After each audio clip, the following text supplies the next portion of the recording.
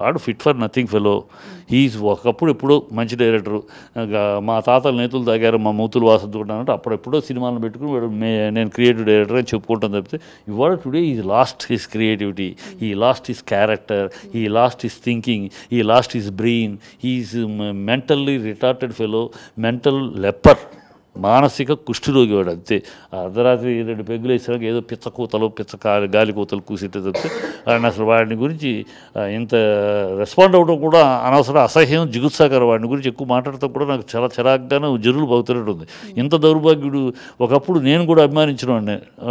తన ఆ రోజుల్లో గీత శివ తీసినప్పుడు కానీ, రంగీలా తీసినప్పుడు కానీ, సత్య తీసినప్పుడు కానీ, సర్కార్ తీసినప్పుడు కానీ, ఏం కొత్త వరవడి తీసుకొచ్చిన డైరెక్టర్ అని అభిమానించాను. నా దగ్గర పనిచేస్తున్న అప్పుడు నా దగ్గర పనిచేసిన కృష్ణవంశీ శివరాజు ఎల్లండి అయ్యా వాడి దగ్గర చేయండి కొత్త ట్రెండ్ నేను పంపించాను. అలా అందరం ఓ మంచి టెక్నీషియన్, కొత్త ట్రెండ్ తీసుకొస్తున్న టెక్నీషియన్ అని చెప్పి అప్రిషియేట్ చేశాను.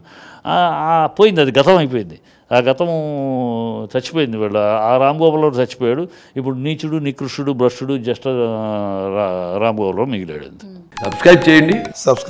Please do subscribe to. Please like, share and subscribe to top Telugu TV. Top Telugu TV. Top Telugu TV.